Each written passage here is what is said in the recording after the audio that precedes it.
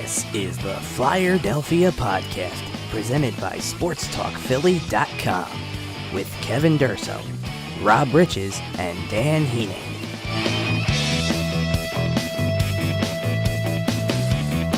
Hello, Flyers fans, and welcome into another episode of the Flyerdelphia Podcast, part of SportsTalkPhilly.com. I'm your host, Kevin Durso, joined once again by Rob Riches and Dan Heaning. So with the offseason fully upon us, and not much happening in terms of news and other happenings with the Flyers, we're going to wrap on a few things that the team did over the last week and then get into a topic for this week. And we'll do this over the next several weeks, just talking about one particular topic and kind of going over a few things with that and trying to break down one particular thing that may be surrounding the team this year, in the future, things like that. And just hit on the noteworthy things that happened over the last week as we kind of revisit and get through this kind of dull time in the offseason. So let's get into those few noteworthy things that happened since our last episode first. And what the Flyers did is they re-signed the remainder of their restricted free agents, with new deals going to Anthony Stolarz, Alex Lyon, and Cole Giroux. Stolarz and Lyon each get 1-year, two-way deals. Giroux signed a 2-year, two-way deal. And in addition, this past week also saw the Flyers' first-round pick, second overall, Nolan Patrick, get the entry-level deal that everybody was waiting for. And it came in relatively short order after the first overall pick, Nico Hischier, signed with the Devils. And when that happened a couple days before, everybody was eagerly anticipating, when's it going to happen? Finally, it came on Monday. So that's certainly exciting news in the Flyers world. Everybody wanted to see Nolan Patrick get his deal. That was kind of the first step for him moving forward. So guys, before we get into our main topic for the week, what is it about these deals for all of these players? We're talking about the 3 restricted free agents. We're talking about Nolan Patrick. What about these deals for these guys is good? What makes sense about it? I mean, restricted free agents are restricted free agents.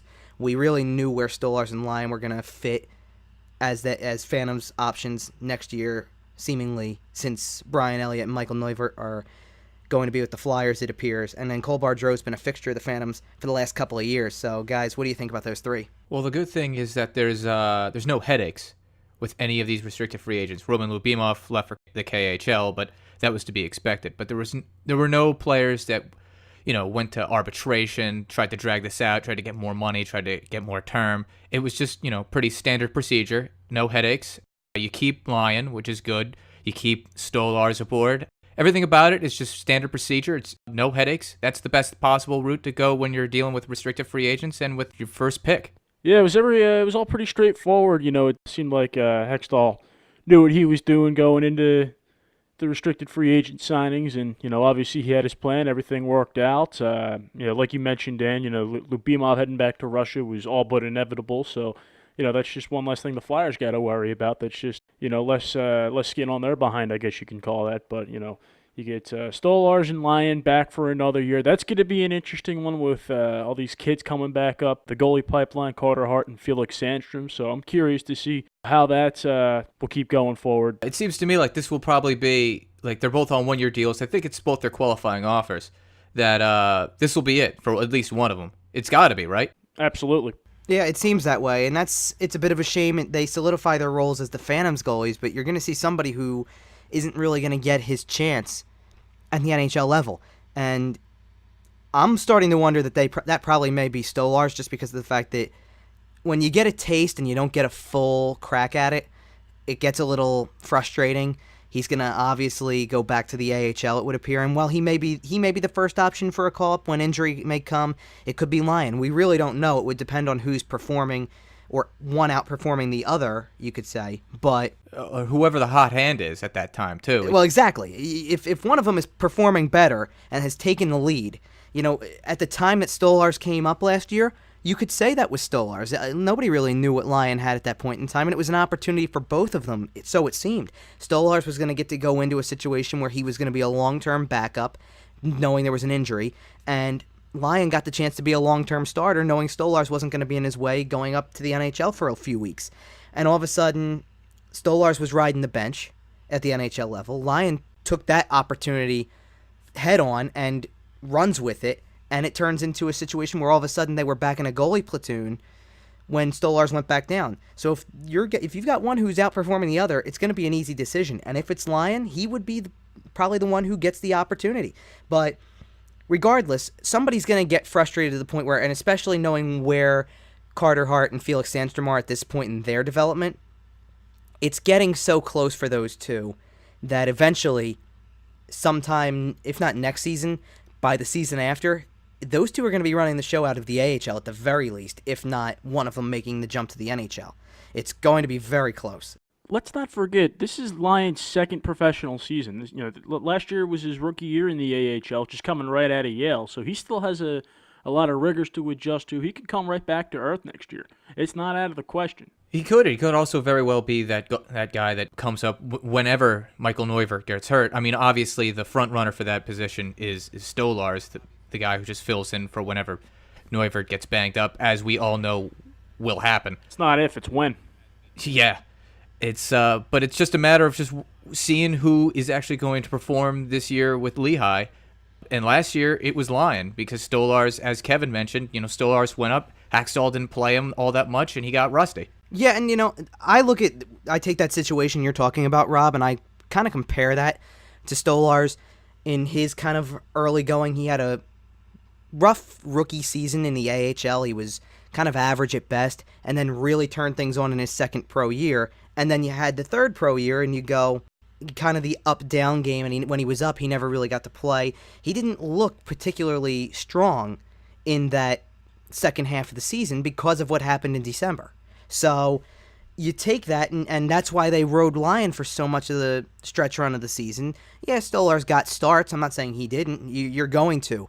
Both of these goalies are going to in the AHL because of the way the schedule is structured. You get these 3-for-3 weekends, and you got to play 3 games in 3 days. You're not going to play a goalie 3 nights in a row, most likely. You're going to go 2-1. So there's opportunities, but at the same time, after a while, you can only do so much at that level before you get pushed to the limit and want to go somewhere else, and especially if you can feel that your successors are coming that quickly. If Hart and Sandstrom are that close and there's no room to move up, they'll go somewhere else where the opportunity may be present. And I don't see, at least for Stolarz, I don't see how that wouldn't be an opportunity that's worth taking, because I think there is some team out there who has had a chance to see him in this small sample size at the NHL level. If he has a really good start to his AHL season, he's definitely worth a shot on an NHL contract to another team. Now, what I want to do is, after we've talked about these 2 goalies, is shift over to Claude Giroux for a second, just to give a mention, because I felt really good for him for getting the 2-year deal. It kind of locks him up in this situation. He's not a guy who jumps off of the prospect list. He's not a guy who you really factor into the future, but he's the type of player that when you think of those Phantoms teams that were making Calder Cup runs in years past, in like the late 90s and things like that, that they had players who were fixtures to that level and to that team, and that's Claude Giroux to me. He's a good player, a good leader at that level. It's not something that necessarily would translate over to the NHL. You'd like to think it could at some point, but it's not necessarily something that jumps out at you. But he's a good player, and he's a good guy, and it seems I've just felt really good for him that he got that opportunity to stay in Lehigh Valley. He's basically the 2017 version of Ryan Reddy. Ryan Reddy's a good comparison, and I think of guys from the 90s with the Phantoms. Mark Gregg's a little extreme because he got his NHL shots every now and then, but you think of guys like that who were Phantom superstars, but at the NHL level really He's like Frank the Animal Bialowas without the pugilism. He's a good option. Peter White was playing for the Phantoms all those years and never really got a crack at the NHL level, somewhat, but they were always those, you kind of call them quadruple A players in a sense. It's what they call it in like baseball terms, where they're just barely good enough to maybe crack a 4th line in the NHL, but definitely high-end players in the AHL, and that's what I think Claude Giroux is. And I was just really happy for him that he got a 2-year deal at that level in particular, especially. And I know it's a two-way deal, but with the object that he's going to probably stay in the AHL for that duration of that contract, there's a little bit of job security there with a 2-year deal. A lot of players get that 1-year deal with a team because from year to year they may bounce around just because it's easy for players at that level to kind of do. They just need a job sometimes more than they need an opportunity with a franchise where they feel like in due time they'll get to the next level. Some of these types of players just need to constantly have a job going, and that's how they switch organizations. So I look at that situation, I go, that's some nice security for a guy who has paid his dues. He's dealt with some injuries in the past, and he's made the most of his playing time when he's been with the Phantoms, so I was really happy for him. And then, of course, you have Nolan Patrick getting the entry-level deal. And, I mean, guys, this was the anticipated move all the way through. It was the anticipated move of draft weekend. It was going to be anticipated all the way through. Unfortunately, the anticipation, it was a buzzkill when development camp rolled around, given the fact that he had his surgery. But he was already back on the ice on Monday. Was supposed to go back on the ice a couple times earlier this week, and never made it, as the Flyers announced on Thursday morning that he had an face infection. Take that for what you will. I don't make too much of it. It's still July. I mean, really, at this point, it's still July. If this was the end of August, and you're talking less than 2 weeks until training camp, and he needed these 2 weeks to really get his skating legs back, now we have a problem. But I don't see this being a problem yet. If he can get back on the ice next week, I don't see what the big deal is. As far as I can tell, by being on the ice on Monday, he was a little ahead of schedule, if I'm not mistaken. So that, to me, is good enough. That he's a little ahead of schedule by getting on the ice on Monday, and we'll see more of him as the weeks go on, and he's going to start working towards it. And the fact that he has the entry-level deal, to me, guys, means that you can start looking to the next step, which is getting a roster spot come September, right? Absolutely. It's when you finally get this contract situation settled down, and there was no doubt that he was going to get signed, but just getting it out of the way is huge. And just to peel back onto Bardreau real quick, was just going off what you said before, Kevin. It's so important to bring in those type of guys to Lehigh Valley just so you can build depth and you can have a good team so you can actually try and make the playoffs, which is so crucial for the development of players like Travis Sanheim, for Phil Myers, and all the young players that you want to develop into Philadelphia Flyers one day. You want them to have success at the AHL level, so when they get to the NHL level, they're not going to be like deer in the headlights when they see like playoff action or just intense moments. So, but going back to Nolan Patrick, absolutely, just get this out of the way. Let him develop the way he's going to develop. Let him deal with his health the way he needs to deal with his health, and just move on. Yeah, I agree with that. And like I said, I think that this is the first step of seeing what he's got. I personally think that, like I said, by him being on the ice earlier this week regardless, and yeah, okay, so he's missed a couple of days and had to kind of push back some of the skating time because they won't let him go on the ice right now. And I understand that. You're going to be precautionary with him to an extent. But it doesn't take away from the fact that he's going to get his opportunity, and he seems ready for it when the time comes. I think the Flyers will be ready for him to take that opportunity, and all you need to do now is just see what he has. I mean, I don't think that not being at development camp, on the ice at least, does anything to you when it's not supposed to be a time for evaluation. So if it's not, all this means is he's going to be working on his own more than he was going to be working in a team setting. And he was still a part of the camp, even if he wasn't on the ice. He was there, as far as I could tell, pretty much every day, and watching the on-ice sessions, not just doing the behind-the-scenes stuff. So that's an important thing, too, and I don't see this being any problem. I think it's great that he's got his deal, and I think everything can move on. And there's really, to be honest, that was the last thing I think Ron Hextall really needed to take care of in the offseason, was making sure that these players, because now not only is Nolan Patrick signed to an entry-level deal, they got Oscar Lindblom's entry-level deal done as well. That was a few months ago, but still, those guys now are ready to set their sights on the next level, and that's important.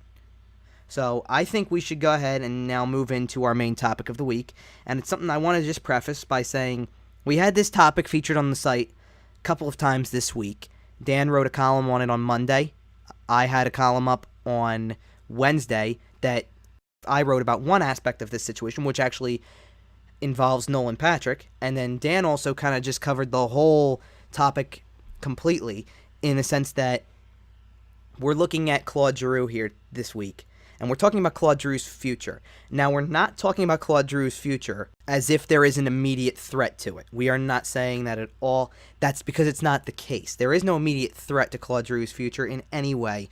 He's still the captain of this team. He's still the leading forward of this team.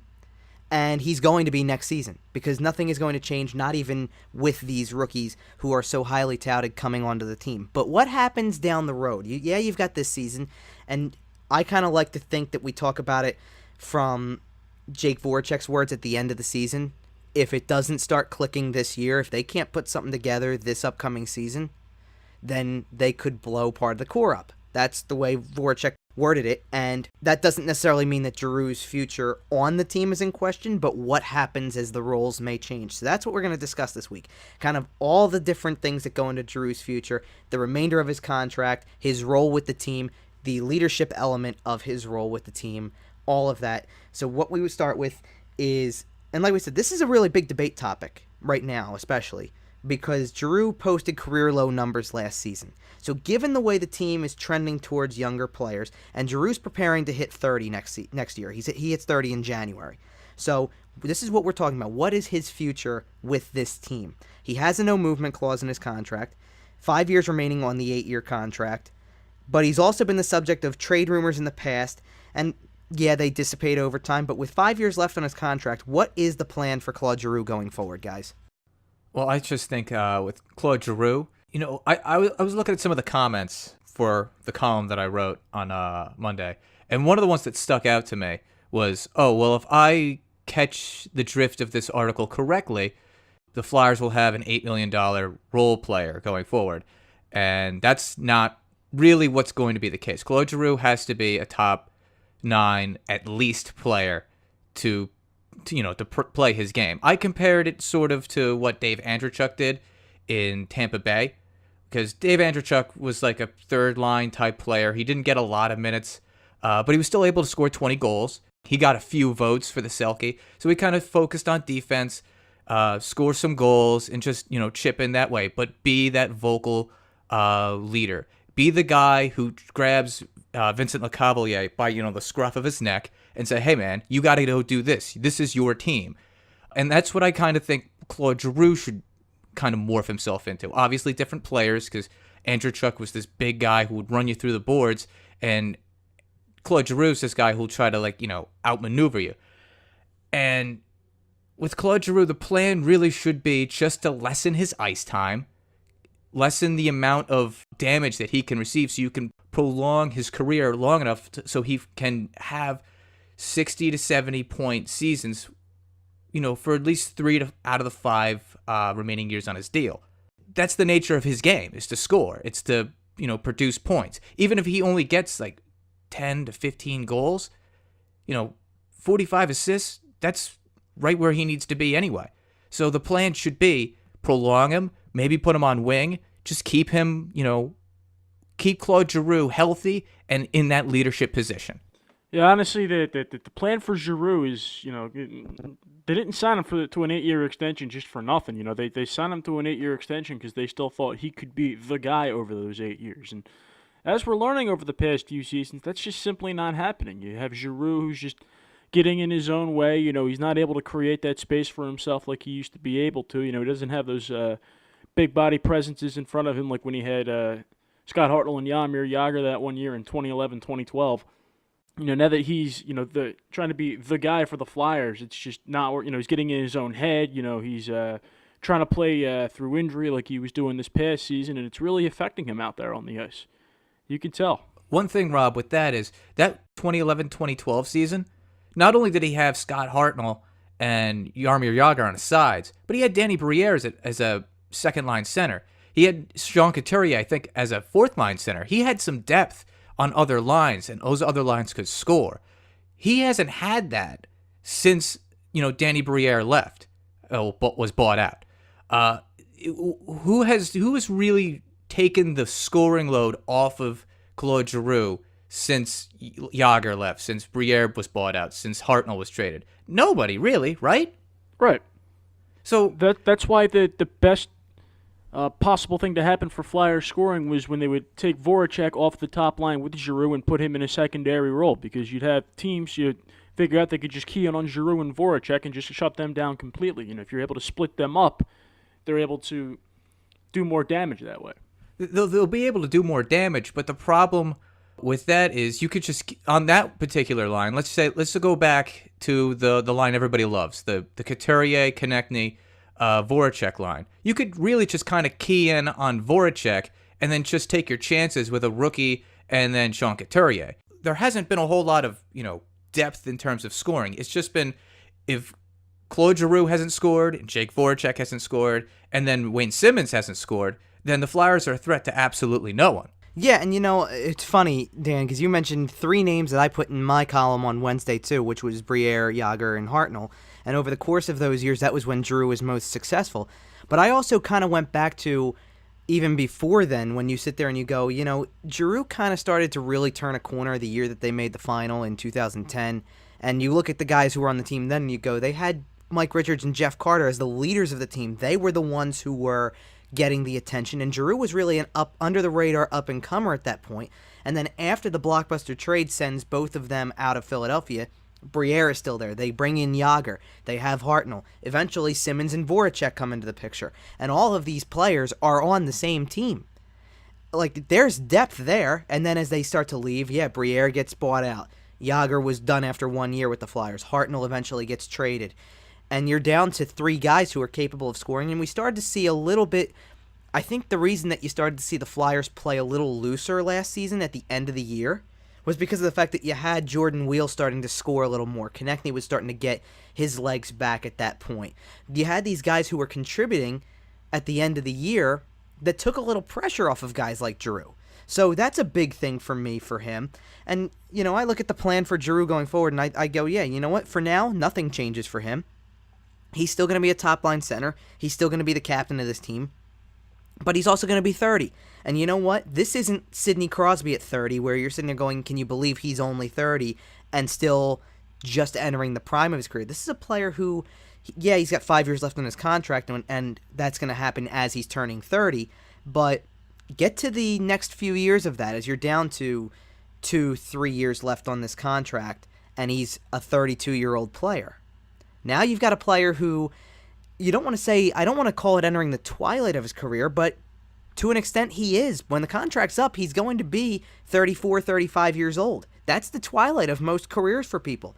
So I don't think that you change much with him as this contract winds down, because of the fact that I look at it and I go, you want Giroux to still be your captain for several more seasons, possibly even until the end of the contract, just because of the fact that you're going to have guys like Nolan Patrick, Oscar Lindblom, whether they're on the roster next year or not. You want somebody to eventually, the way I look at it is you want somebody to eventually contest Giroux for the role and let it play itself out, but you want him to be that leader as these players are still developing, instead of having somebody come up and instantly be granted such a role. It shouldn't work that way. And at the same time, I look at Giroux's future role with the team, and you go, he's going to be the captain for several more years at this point. You could see his role change in several different ways from top-line center as the next few years go on. He could go from top-line center. He could still get top-line minutes if they decide to shift him to the wing. That's always a possibility. He could go to a middle six role, probably a second-line center type. Could be second-line winger. And all of that depends on really 2 things. It depends on what his level of play is at that time and how he's holding up, and then also the kind of talent they are putting around him. Giroux can still perform like a top-line player when he's got talent around him. It's a little easier to take him out when they're a one-line team, and every team is putting their best defensive pairing on the ice at that time, and their best defensive forwards on the ice at that time. It's so easy to game plan. What you want is for this team to become difficult to game plan against, where everybody's trying to figure out, I could protect myself against Claude Giroux on this night, but I may have to worry about Nolan Patrick getting time against some of my lesser defensive forwards. You may have to worry about that with Lindblom. You may have to worry about that years from now when this is Nolan Patrick, Yerman Rubtsov, Oscar Lindblom, go down the list. Maybe as time goes on, Morgan Frost, Isaac Ratcliffe, all these forwards that have just come into the picture in the last 2-3 years, as they start to come up, and Giroux is still on the roster and still in the picture, he becomes that wily veteran. He becomes a Dave Andreychuk type. I think that's a great comparison because of the fact that you look at players like that, they are just as vital to any team's success as a contender as the rookies are, as the young stars are.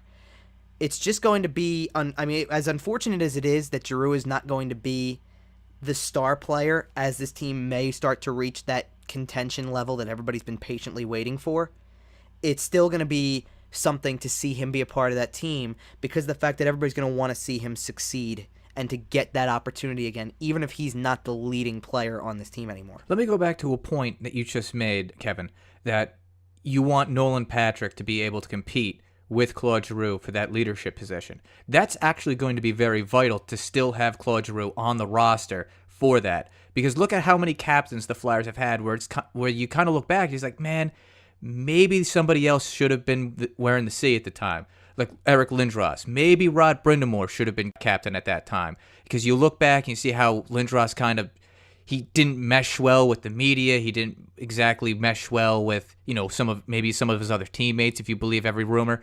And then Mike Richards. Like, if you go back and you say, well, maybe he didn't want the captaincy at first.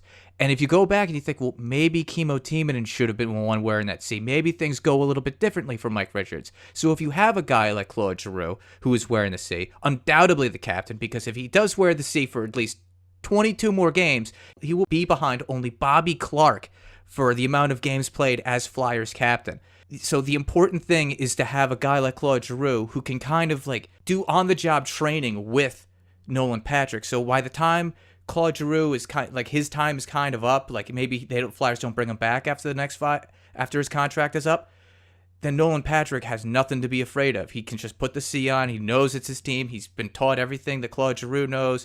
It's important to not just throw a C onto it and say, oh, it's your team now. Have fun. It's a situation not unlike, I think it was 2010, where Carolina, obviously, they were one season coming off a trip to the Eastern Conference Final, and you had Rod Brindamore as the captain, whose best days were absolutely behind him, where I think midway through the year they actually transitioned the captaincy over to Eric Stahl. So that's a situation I can almost see with Giroux, where, it's obviously his best days are behind him as this contract's getting ready to expire, and, he passes the reins over to somebody like, Nolan Patrick or a Shane Gostisbehere, or even Ivan Provorov, or something like that. That's something I can realistically see happening, where the captaincy just kind of gets transitioned. But, for now, I mean, he's the captain for now. He's going to be hanging on to that while he still can. Yeah, the thing I look at when I see the captaincy is, we make such a big deal, people do, about the captaincy and who should be the captain, who's the best leader, and why that person should be the captain over one of the other. It's a letter. Leaders come in all forms. I think Wayne Simmons is a great leader. It doesn't mean I necessarily think they have to make that change from one being an alternate captain and the other being the captain of the team. Just because you think Simmons is the more vocal leader. That doesn't do anything to me. Leaders come in all different forms, and there are multiple leaders in a locker room. I agree with you, Kevin, but it does enter a player's mindset. Because look at what happened with Eric Desjardins. They stripped the captaincy from Eric Lindros. They gave it to Eric Desjardins. He had a really good playoff, but once he had a full season, it started to weigh on him. And he actually had to relinquish the captaincy like halfway through the season, and it went to Keith Primo, who actually could take the pressure and actually still play the way he normally played. It enters some of these guys' minds just having to bear, I don't know if he ever said it, but sometimes it could just make you feel like that C weighs 10 extra pounds on you, just because you absorb so much of this leadership and you take so much of this heat that you didn't have to when you're just wearing an A before. Yeah, look, I did agree with some of what Jeremy Roenick said about Giroux. I do think he lets some things get into his head every now and then. I do think that the fact that he doesn't perform night in and night out, I think that does get into his head a little bit. And I think part of what gets into his head is the fact that for the last few years, he hasn't been fully healthy for an entire season to really be that, and he hasn't had the support. It's a combination effect. He hasn't had the health completely, he hasn't had the supporting cast, and finally, the reason that I think nothing changes for Giroux in terms of being captain is not that he can or can't handle the pressure. It's, not to steal a line from the Sixers here, but trust the process a little bit and understand that Giroux's been the one through this entire process as they've rebuilt their prospect pipeline and gotten these players who are now starting to get closer and closer to making it. It's towards the end of Giroux's time, not time, but he's coming up on this big contract being up within the next 5 years. So you're almost hitting the halfway point of this major contract that he signed. And you're just getting to the point where Ivan Provorov makes it, Shane Gostisbehere makes it to the team, and now you have a few of these other players that are starting to work their way into the picture. Let Giroux see this through as the leader that you picked him to be several seasons ago. Let him get the chance to do this, because really, what role did he have in trying to mold anybody? Are you going to try to tell me that he was supposed to mold Pierre-Edouard Bellemare and Chris Van de Velde? Really? I don't think that was his job. Those guys came in with lower expectations because they weren't prospects. They were older players when they joined the team. So let's be real about this and look at the fact that now you're talking about 20-year-old kids and maybe an 18-year-old kid being on the roster come October, and these are the kids that need the molding. These are the kids that need a player like Giroux, and they'll need Wayne Simmons, and they'll need somebody else too. They'll need a Jake Voracek type. They'll need a lot of these types of players who have been there, done that, and been there for several years to understand what this means and what it means to be an NHL player and how to conduct yourself and how to go about everything off the ice as much as on the ice. That's where their leadership will be valued, and that's why collectively that trio is going to mean so much to the Flyers, not just because they are always expected to be the top players, but because of the fact that their leadership is what's going to define how this team progresses. At least I think that's how this is going to work in the years to come. You need them to be leaders.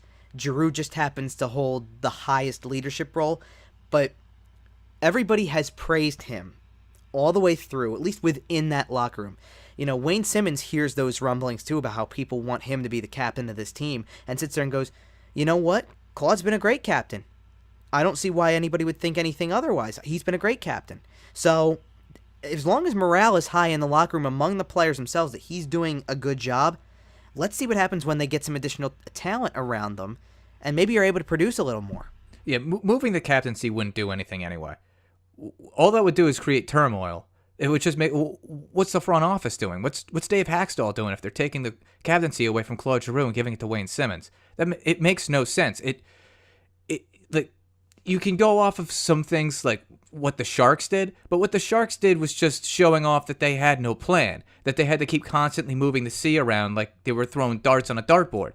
It's like moving it from Marlowe to Thornton and then to Pavelski. It just showed that, and it had nothing to do with that team's success. That team's success had everything to do with Brent Burns playing well and with Martin Jones coming on and giving them consistent goaltending. For the Flyers, they just need someone, as you said, Kevin, to mold these young players into players that can, once they get into the playoffs, they don't fold at the first sight of, pressure. And who's to say also that when these young players come in, like an Oscar Lindblom, like a Nolan Patrick, perhaps Yarmin Rupstov, that they don't give Claude Giroux a shot in the arm in terms of his offensive production. That finally he might have somebody that's entering his prime to pass to, instead of just somebody like I hate to pick on the guy, but like a Braden Shen, who was never a predominantly good 5-on-5 player. Yeah, no, and I agree with that. And like I said, these three players, this is the great thing about it too, because you're right. What does it solve if you remove the C from Giroux and give it to somebody else like Simmons? You know what it solves? It takes this group of three players who have been here for several seasons now, seem to all have a good chemistry with each other. They're all on the same power play unit. They've at some point in time, Simmons and Voracek have flip-flopped and been part of the top line, and the other one falls in line to try to separate as best you can. And they all get along with each other. They're all close in that locker room in that respect. So I look at that and I go, why would you do anything that would threaten that? That makes no sense either. You've got guys who finally are going to start getting some legitimate talent on the lower lines. Let's see what they can do with it. Let's see what happens when they're not relied on constantly. Maybe, like I said, you get a chance where Giroux's line, especially if it's take your pick. If it's Giroux Voracek, if it's Giroux Simmons, it doesn't matter.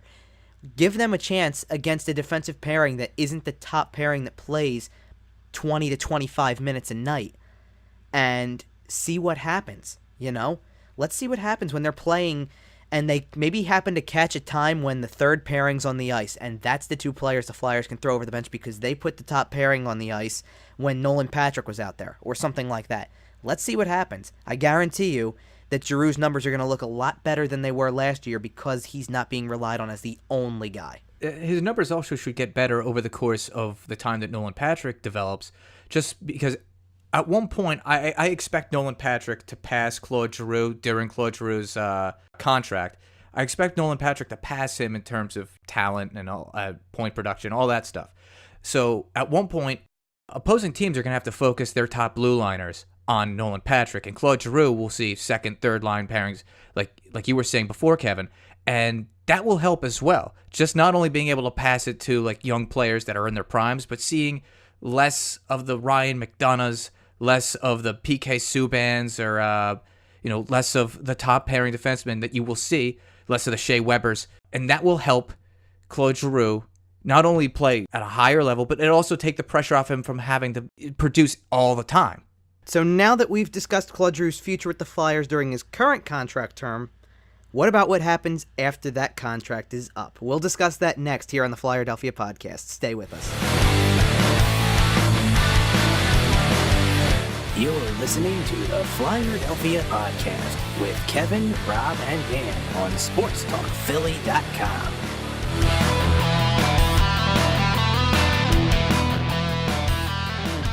So as we continue to discuss Claude Giroux's future with the Flyers, we're going to start diving into things regarding the team's future and Giroux's future path as well. So let's start with the contract, and as the final years of Giroux's contract approach, will the cap hit of $8.25 million present an issue? What do you guys think? Well, what's the price tag on a good leader? I know we talked about that in the last segment, but $8 million, and a lot of that contract too was for what Claude Giroux was doing, beforehand, where he was clearly the best player on the team. He was, first line advanced stats, first line point production. Clearly, he was the franchise player. So you pay him, and then some of the bullet you have to take when you give your franchise player a contract is that he wants terms. You give him the term, and then that term is going to be long. So at one point, you just have to settle with the idea that you're paying this guy pretty much for his services in his prime. But if he's going to be the leader that we expect him to be, that Flyers fans should want him to be, then I don't really see a problem with paying him $8 million, well, slightly over $8 million a year, if he can just, get all these other young players who will be underpaid to produce at a level that, surpasses expectations. Yeah, I mean, for now, I don't think it's an issue because he still remains one of your top established players on the team. But like I said, as the contract winds down and he's turning 33, 34 years old and still, and as he gets to that point and still has 2 years left on it at that cap hit, does it become an issue? A little bit, because nobody wants to be paying an aging player that kind of money, but at the same time, that's what happens when you have to pay a player big money early in his career, because you do want to retain that player through the best years. So I do understand it, and you just hope that there's a revitalization somewhere in his career, because we'll talk about it a little bit when we look at the progression of his numbers over the last few years and things like that. But you do hope that he revitalizes his career to make that cap hit still feel worth it 3 years from now. I don't see a problem with it now because you got to remember, right now, while you're paying Giroux $8.25 million, if Nolan Patrick and Oscar Lindblom make the team next year, they're combining for less than $2 million of cap hit. Because of where their contracts are and where their stage of the career is. So while they're at that stage of their career and you're not paying anybody who is, you got to remember, you're not paying anybody who is part of your future right now, even down to, at least they just had to give Shane Gostisbehere a new contract because it was that time. But other than that, you're not paying anybody who's come onto this team within the last 2 seasons, aside from Gostisbehere, any significant money yet. Even Ivan Provorov is going to be on that kind of a deal for quite a long time, or enough time. It'll not a long time, but enough time that you still get a year or two with all of these players. And in some cases, if Nolan Patrick or Oscar Lindblom make the team out of camp this year and their entry-level deals just take effect in this first season, you're going to have that for 3 seasons. You don't think about that. You have to factor in that they could be making under what would be expected or under what the performance would warrant. And if Giroux's making over it so you have a viable leader who's a veteran presence, that works for me, I think. It's a tough argument also when you factor his cap hit at the end of the deal just because of where the cap's going to be. Nobody knows. The cap just keeps growing every year. So it's not going to be like the $75 million cap that it is today. I mean, 5 years ago that lockout shortened season, you're looking at a $60 million cap. The year before that was $64.3 million. Obviously, it dropped a little bit because of the lockout in 2012. But the salary cap just keeps growing every year. There's no denying that. So it's once the deal ends, it's going to look better against the cap than it really might be. The only problem I can say with Claude Giroux's cap hit is that down the line, as you alluded to, Kevin, some guys' contracts are going to go up, are going to expire, and you're going to need to re-sign them. Ivan Provorov is probably going to jump from, barely making under $900,000 a year to probably a $6 million player just like that, because it doesn't appear, if he plays the way he played last season or actually improves upon last season, then there's no bridge deal to be had with Ivan Provorov. You're giving him whatever you can.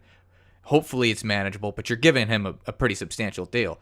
Travis Konechny is going to need a deal at the same time. And then what happens with Nolan Patrick? What happens with Oscar Lindblom? Because those contracts will expire at the same time. So it depends on how you can manage those players' contracts. Can you give them a bridge deal?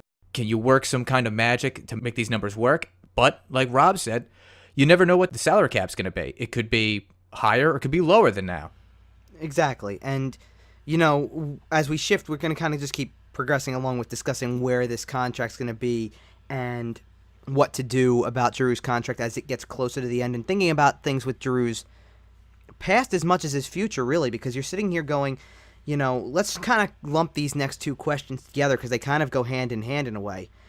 One thing that people often wonder is, have the Flyers wasted Claude Giroux's time, especially in the prime of his career?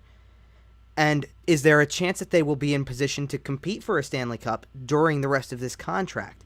As we look at Giroux, and like we said, you're talking about a guy who's going to be 34, 35 when this contract expires. Is that enough time? Is 5 seasons enough time to sit there and say the Flyers are going to be competing for a Stanley Cup during the rest of Giroux's contract? And if they don't in the next, say, 3 seasons, when Giroux may have 2 left on his contract, will they have wasted his prime years, and will they have wasted that contract? What do you guys think? I don't think there's any doubt that the Flyers wasted his prime. Just based on the supporting cast that he was given, the fact that they traded both Richards and Carter when they could have just kept one, and he probably could have had a pretty good lineup, there's no doubt in my mind that they wasted his prime because they really didn't give him a good enough team. A lot of the quality wingers that he had, they got rid of, like James Van Riemsdyk, Jaromir Jagr, Scott Hartnell. Now, Scott Hartnell is an interesting case because you needed to trade him because you could see the writing on the wall, but he was still producing at the time. But in the same fashion, I still think that the Flyers will be able to compete during Claude Giroux's time. That all these young players, if they're as good as they are touted, that they could be a cup contender before Claude Giroux's contract ends. Yeah, I'm going to have to piggyback off you there, Dan. There's no doubt in my mind that they've wasted his prime years. And by the time these young kids are ready to go, and like you said, if they are as advertised, it's going to be the point where Giroux's just not going to be the same player he was during his prime. He can still be a decent player. He'll still be serviceable. There's no doubt about that. But when it comes down to it, yeah, there's just, as is the case with just about any other Flyer of note over the past how many years, it's just a case of a talented player just wasted in the middle of his prime. I answer that question a little differently than you guys do, and here's why. Did the Flyers waste Claude Giroux's prime? Yes. Did they waste Claude Giroux? No. I can see why people would start to think that. And look, when you don't make the playoffs for 3 of the last 5 seasons, and when you're the captain and top player and in the prime of your career, age 25 to 30, it's easy to think you've wasted that player, and you've wasted the prime of that player for sure. But I think that Giroux just needs the extra talent around him, and not just on his line, but on other lines to deflect the attention. We've been talking about that already. But if that happens, then I think Giroux can be a lot better than he was a season ago. It is starting to get late for him. He's pretty much, you could call it, at the end of his prime right now. This next season will be. And then there's years between kind of like ages 31, 32, maybe 33, where you go, he can still be a valuable player. He can still be a quality top 6 player, and that's where you hope the Flyers hit. That's where, when you talk about the Flyers competing, you'd like to think that the Flyers will be in position to compete for a Stanley Cup during the rest of this contract. You like I said, you really hope so. Because given what they've done in the draft in recent years, you want to think that a lot of this will come to fruition over the next few seasons while he still has 2 or 3 years left on the contract. It's certainly not a guarantee, given that so much of it it doesn't rely on Giroux. This is not what does Giroux do during this time. This is on the talent coming up. If they've hit on every single one of these players that we've been talking about over the last few weeks, then look, there will be growing pains. Next season there will be growing pains, and possibly the year after. You're going to be dealing with a lot of players next season probably who are either rookie players or second-year players. And so there will still be growing pains, but that certainly seems like the plan is to have this round out so that the rookies and prospects are hitting their prime as others like Giroux are hitting the twilight of their careers and still be a contender. At that point in time, the focus shifts to the Nolan Patricks and the Oscar Lindbloms, and then on the blue line, you'll talk about Shane Gostisbehere, Ivan Provorov, Travis Sanheim. We know the drill by now, but you hope that Giroux and Simmons and Voracek, who all have these longer-term deals, are the players, I don't want to call it on the outside looking in, but are the players who are not at the forefront, but are the supporting cast at that point, who are still making a difference in some games. And that's what I think you hope for.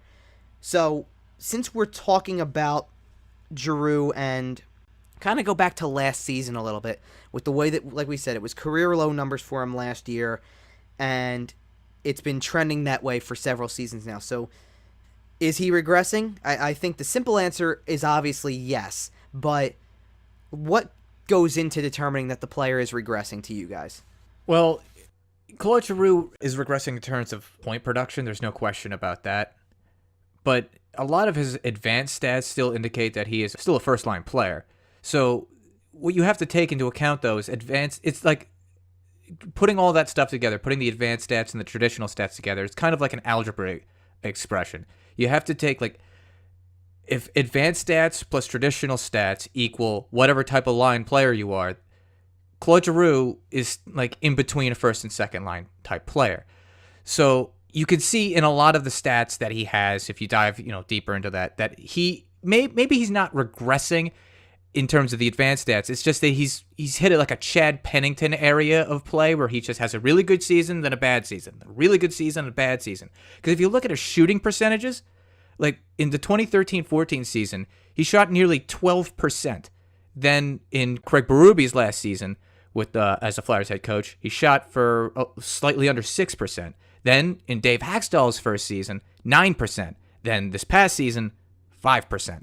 That's a huge difference if you can't hit the back of the net for that extra 6 to 4% of the time. Yeah, I think that when you ask if he is regressing, yeah, obviously you're looking at point production. Yeah, he obviously is regressing, and a lot of that there's a lot that factors into that as well. Whether it's just he's not able to just he's just getting too old for it, or he's just like we've harped on throughout the rest of this podcast. He's just not the player he once was, and I think it's more or less just a matter of he's fighting through injury as well. He's come out about that, and he's one of those guys who kind of lets his pride get in the way, and he's just going down as a result. He's just slightly regressing. I mean, yeah, look, I agree. You can certainly call it regressing a little bit for sure, because when the points total starts to drop and the level of play at least doesn't appear to be where it was in seasons past, then you're going to call it that. As long as one season to the next shows some sort of decline, like the points total has, then yeah, that's a regression. But one bounce back season changes all of that. I mean, I go to Dan's point about the shooting percentages. You can look at those years, and then the years that the shooting percentage was on the rise or had trended in the upward direction at that point in time were the years the Flyers made the playoffs. The years it went down were the years they didn't make the playoffs. It's pretty logical at that point that when the Flyers don't make the playoffs, Giroux's not having his best year, and when Giroux's not having his best year, everybody wants to think the sky's falling, because this is the only player that, for such a long time, has really meant anything to the team's success in a way. I'm not saying that everybody else doesn't in some capacity, but Giroux was really the catalyst because of the fact that he was the captain of the team.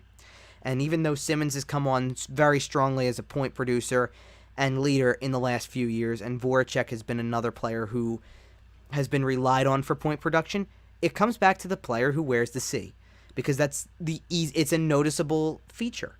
So as long as Giroux's point total drops as significantly as it does, then yeah, it's going to be viewed as a regression. But he can change that. And that's really what next season is about for him, being still one of the top guys on the team. Whether or not all these other players come back into the picture or not, he's going to have to try to put it together in a way that makes people notice that the regression, or think the regression's trending the other way. He puts up numbers that surpass what he did last season. You'll stall the regression talk a little bit because of the fact that he actually made some noise this year. Last year, it was very easy to see that he wasn't totally playing like himself at times. There were games where he was totally invisible, and the points showed that.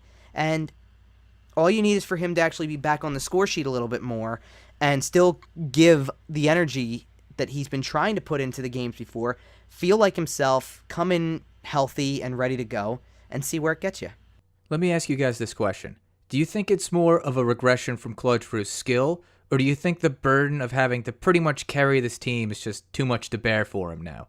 It's the burden. Yeah, I agree it's the burden. And here's the thing. I don't think he will be, like the way we look at it is the idea that he's going to have this long-term contract dragging the Flyers down as he gets into these later years. I don't think it does if the other prospects develop the way that the Flyers think they will. If you eventually add Nolan Patrick, Oscar Lindblom, Rubtsov, Frost, Ratcliffe, throw in guys like Strome, LeBerge, Wade Allison, players like that, by just saying that, you just threw out 2 lines worth of players, and it doesn't include Travis Konechny or Jordan Wheel, among others. If Giroux could eventually fall into a role later in his career, especially if they choose to keep him around beyond this contract, which is a whole nother story, really, and we're not really going to go much further than the current contract, because you'll have to make a decision afterwards just based on where he's at. But if he starts playing at a better level because of the way that these other prospects are faring and giving him additional talent, and he can fall into a Danny Briere type role as almost a third line type of player, second, third line type of player, and the way Briere fell into that role and embraced it and worked with that and still was productive, then I don't think he's dragging the team down at all at that rate. I mean, I think Briere was a fine player in his final years in the NHL. Even after the fact, even when he wasn't relied on. So I think if you can turn him into something like that toward the end of his career, you've done your job and he's not hurting you at all. Yeah, I don't think he'll be a burden on the team, especially like towards that 4th or 5th year, or if they choose to re-sign him after that. Because I think his skill set matches the way the game is played now. Like, to go back to my Andreychuk comparison, the reason Andreychuk was able to continue his career is because he was the 6'4" burly power forward, and he matched the game at the time, which was clutch and grab, not a lot of speed, neutral zone trap, yada yada yada. With Claude Giroux going forward, it's all about skill. It's all about skating. It's all about, if you don't have the speed, then do you know where to be? Can you work smarter instead of working harder? And I think Claude Giroux is that type of player. It's not like he's going to just suddenly fall off the map. He's not going to fall off the face of the world. He's going to be a useful player. It just depends on what your expectation is for an $8 million player. If you expect him to be an 80-point player, which I think he has one more season potentially of that, and then are you content with him being maybe a 60 or a 50-point player? Like, Flyers fans should hope that maybe towards season 4 and 5 of his contract that he's still something of a 60-point player. I don't see him being too much of a burden on the team in the final years of that contract just because of the intangibles and the leadership that he can provide. Dan mentioned earlier, what price can you put on leadership? If he's somebody who can still show young guys the ropes and be that kind of rah-rah guy in the locker room, or even if it gets to that point where he's, the grizzled old veteran without a cup or, anything like that, just the old guy that everybody kind of leans to in the dressing room, I think that's not going to burn the team by any means. All right, that's going to do it for this episode of the Flyerdelphia Podcast. We want to thank everyone for listening. Be sure to subscribe to the podcast on iTunes and Google Play, and subscribe to our YouTube channel. We'll be back again next week with another new episode. So once again, thanks for listening. For Rob Riches and Dan Heaning, I'm Kevin Durso, and this has been the Flyerdelphia Podcast on SportsTalkPhilly.com. This has been another edition of the Flyerdelphia Podcast with Kevin Durso, Rob Riches, and Dan Heaning, presented by SportsTalkPhilly.com.